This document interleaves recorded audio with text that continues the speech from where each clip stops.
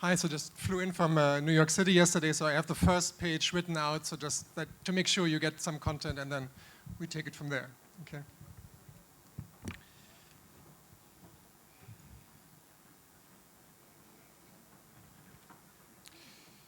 Before the tsunami hits, you know how it is. The sea recedes, leaving a dead desert in which only cynicism and dejection remain. All you need to do is to make sure you have the right words to say, the right clothes to wear, before it finally wipes you away. So here I'm quoting from Franco Berardi. And at first glance, the situation in the United States and France and all over Europe seems to prove him right. So the suicide rate in Europe and the United States, especially among the middle-aged, has sharply increased since the Great Recession, 2007 to 2009. Many economists predict that in 15, 20 years, there will basically be, in all over the developed world, a superclass of people who make $1 million or more a year, and the rest is pushed down to up to $15,000 a year. So I see a lot of the things that I will talk about in this context, right? So basically, how can you de-skill people with digital learning, for example? And how can you reorganize work against the worker? That's what I will talk about. So today we all seem unemployed on probation, and the worry about careers and jobs unites entire generations. So I will quote one worker first. A worker on Mechanical Turk, which is a platform that is set up on a crowdsourcing platform on Amazon.com. And he writes, I realize I have a choice to work or not to work on AMT, on Amazon Mechanical Turk, but that means I would also not need to make a choice to eat or not to eat, to pay bills or not pay bills. So I think, so there are at least 10 million people in the United States who work in the crowdsourcing industry.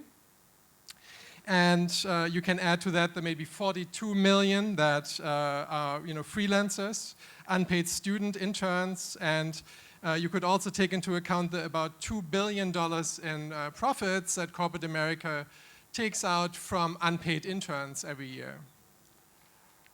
Could also add the 20,000 Japanese workers who die of karoshi, of death by overwork every year.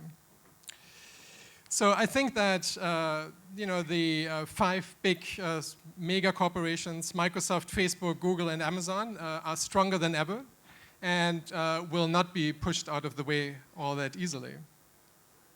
So, but now let's move on to more open discussion. Okay.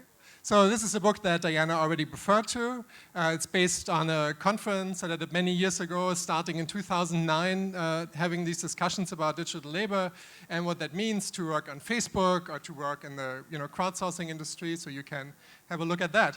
But in this presentation, I really just want to focus and sort of try to come to terms with this language issue that came up a few times here, right?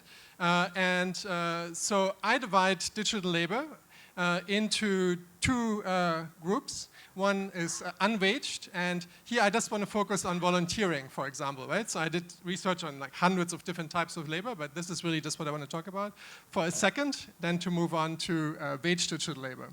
So think of volunteering, right? So you probably all know the Huffington Post, right? Huffington Post, are you reading the Huffington Post? Some of you? Yes, good. Basically, many years ago, Arianna Huffington decided to find her favorite bloggers and put them all under the umbrella of the Huffington Post, and then add a few celebrities, like then Senator Barack Obama and others, to sort of add some social capital. And this worked all very well. Until 2 years ago, she basically decided to turn around on all of these volunteers who were not paid and sell Huffington Post for $315 million to AOL, right? So the volunteers were left out in the cold and started a strike and boycotted the site, etc. But it turned out that basically ripping off volunteers like that is not illegal, just unethical, right?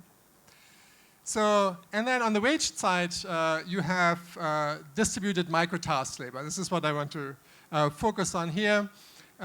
Fantastically illustrated by a sci-fi thriller by Alex Rivera called Sleep Dealer, which I would highly recommend you, which I will not show you now, but it describes the way in which basically you use the worker, but you leave the body in a conveniently remote place through the network, but basically still extract the work from the worker, so you get all the work without the worker, as he puts it.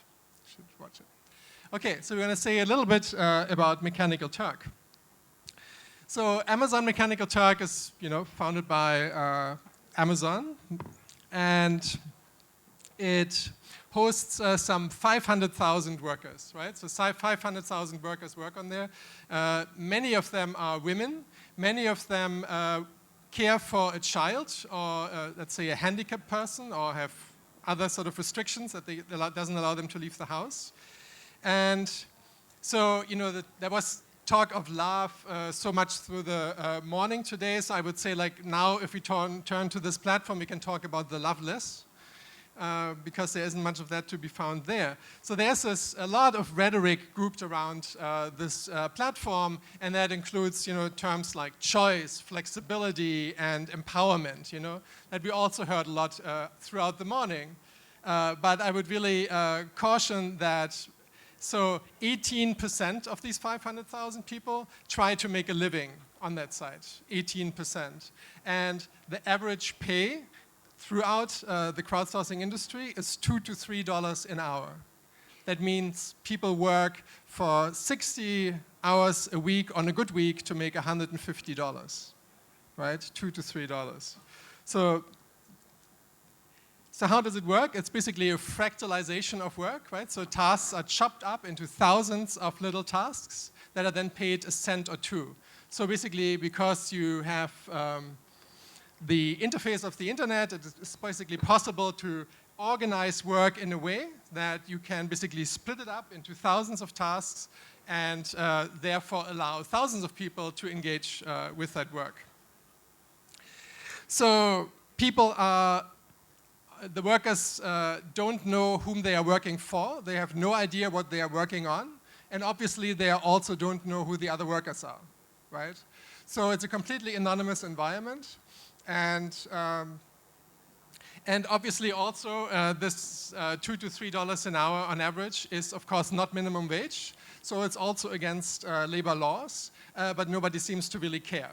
Or at least it's not enforced, right? The laws may apply, but they are not enforced at all. So it's sort of rather strange, unregulated situation. In sort of promotional videos, they show students like here who sort of put their books to the side and work on a Mechanical Turk, etc. So you can relate a lot of that really to housework, right? So other invisible work that's not seen and not paid for. So, you may think of the Wages for Housework campaigns in the past, and just think about domestic work that is equally and also historically underpaid and often exploited. So that is also the digital economy, right? So you may make those links.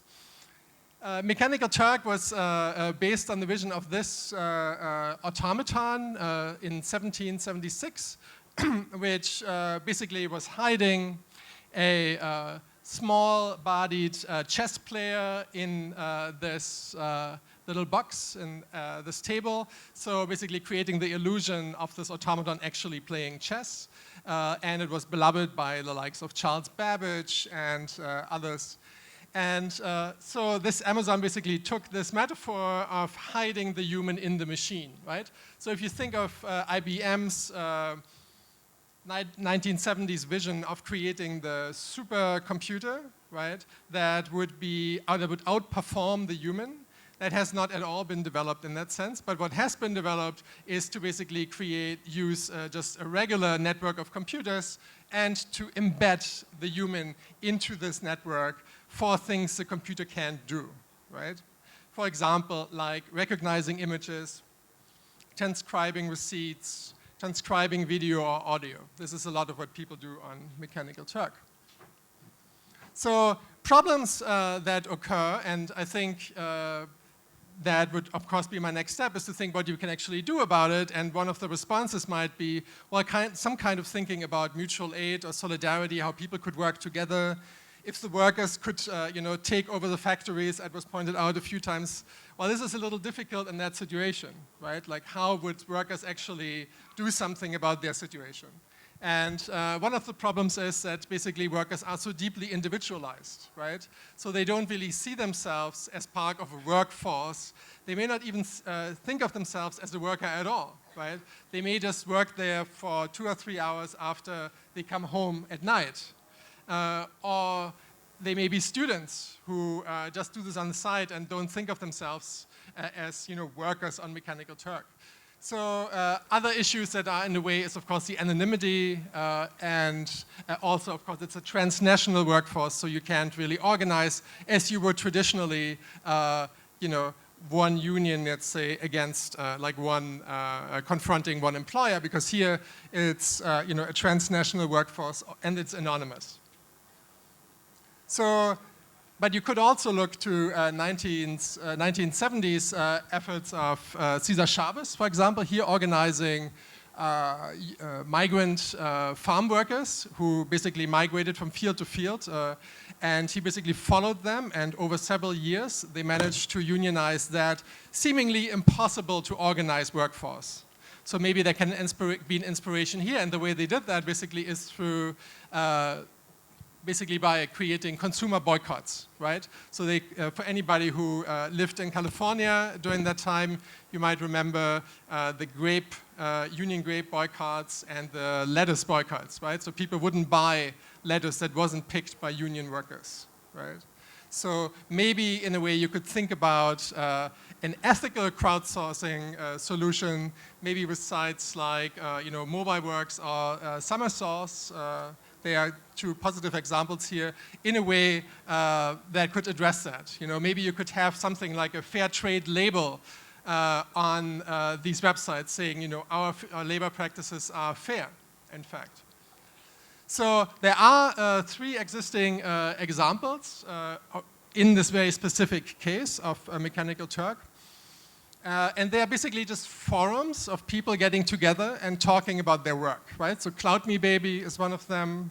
It's basically workers from Mechanical Turk who assemble on these forums and try to, talk about their working conditions. This is Turkopticon, which is a plugin for Firefox, which allows workers to identify black sheep, you might say, so companies that don't pay, or companies that pay late or reject work without any reason, which according to Amazon's terms of service is entirely possible. So you can basically use the work, reject it, and don't pay the worker. That seems to be okay in that realm. So Turkopticon basically allows workers to get together and just exchange experiences about the various employers that they have. So I want to end by just saying that, this I think is like a provocation that I can sort of throw in the room, which has probably not so much to do with much of what we heard about today, but I think it's a really important flip side to the economy that we talked about. And maybe, you can also be part of building ethical crowdsourcing solutions and changing that industry, with us. I think without some anger and the willingness to organize, this won't change. So you have the choice to do nothing about this, or you have a choice to create coalitions, to create collectives, and work on changing these sometimes exploitative workplaces.